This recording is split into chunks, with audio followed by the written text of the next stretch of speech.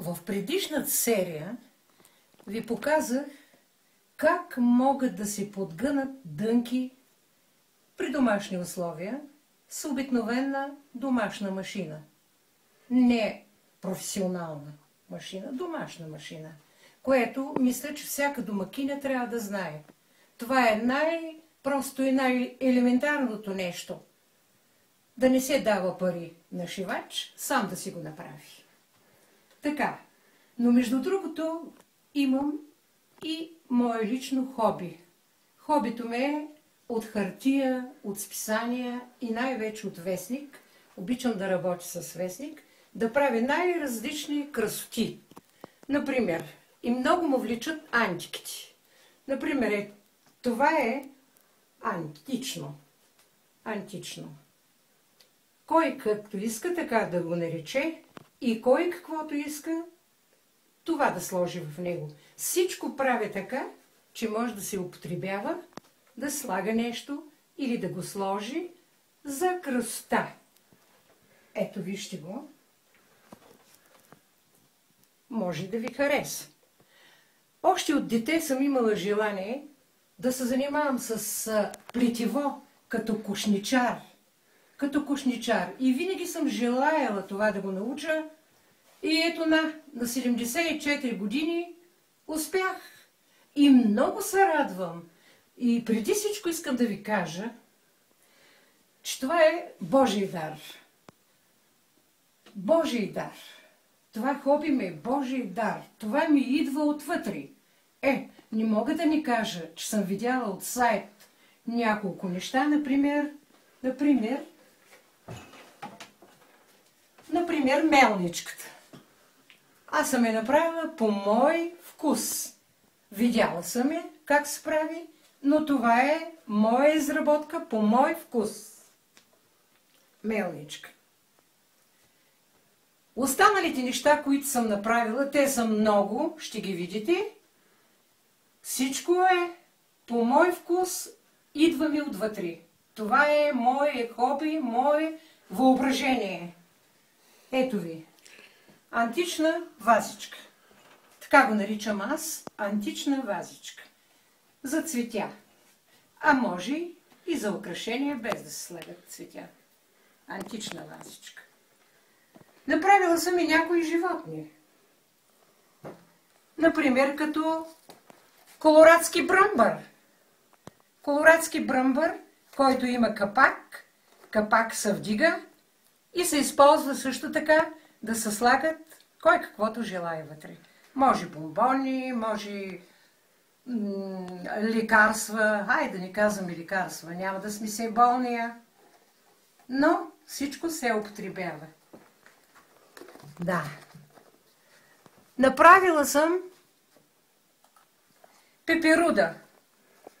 Това е мое изображение по мой вкус, което ми е дошло отвътре. Пеперуда. Не съм видяла от никъде. Пеперуда. Сега ще ви покажа едно гърне също така. Ако мислите, ако искате, може да мислите, че е пак антика. Това е арт гърне, което е направено само с лепило, без нищо друго. Само с лепило. Оплела съм го. Може да го видите отвътре, отвън. За мен също това е антика. Антика. Ето тук едно друго антично произведение. Няма да напомням пак, че всичко аз съм си го измислила. Отвътре ми идва с помощта на Божията помощ. Дар Божий. Дар Божий. Сама се възхищавам на себе си, че просто като видя нещо и ако имам желание и мисля, че всяка една домакиня или който има желание и иска да направи нещо, ще го направи. Имаш ли желание? Всичко става с желание и с любов. Ето го. Ще ви покажа фруктиерата на моята майка. Тя е стъклена, аз я направих. Старовремска е. Направих си я от... Ето го. Това е чист вестник. С лепило, цвят от калиев перманганат, разтворен във вода и отгоре лак. Здраво. Може да го чукаш, да го удреш. Това е направено за плодове. За плодове. Ето ви тук гърненци. Гърненци с клопачи, артово. Пак от вестник. Като съм използвала горната част на вестника, бялата ивица, за да се получи бял цвят. Цветето е направено също от хартия, от списание, което е било зелено. Цвят зелен. Така. Тук е друга вазичка.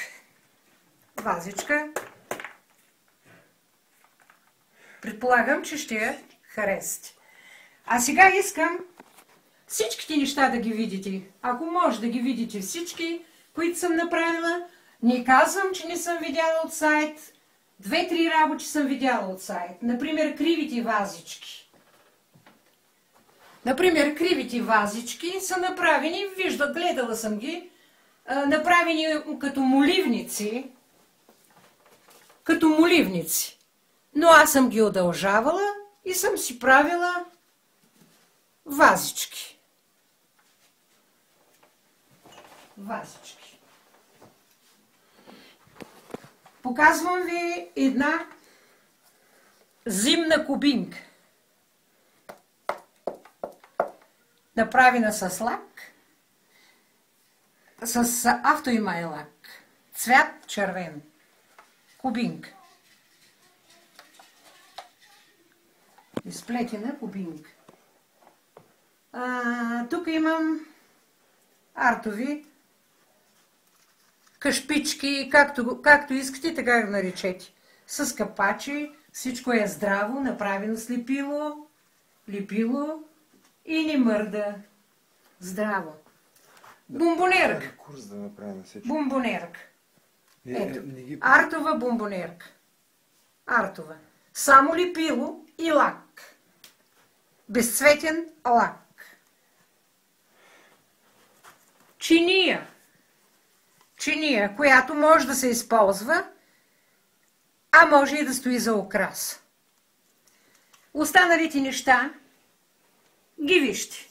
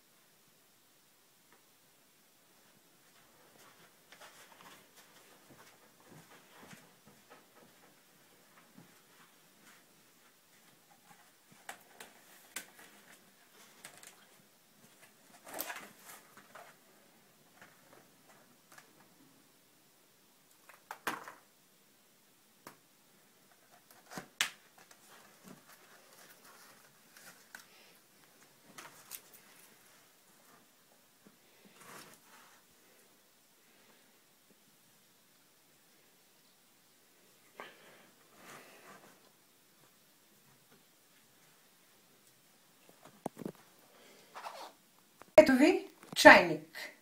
Чайник, чашка с лъжичка. Импровизация.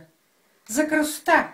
А може също да се използва. Не да се налива чай, разбира се, но в него може да се сложат много неща, защото капачето се вдига и вътре може да се сложат. Ето ви и захарничка ще ви покажа. Ето ви и захарничката. Тя също има лъжичка. Може да се сложат, например, захарчета. Ето. Захарчета. Ето. Ето ви лъжичката.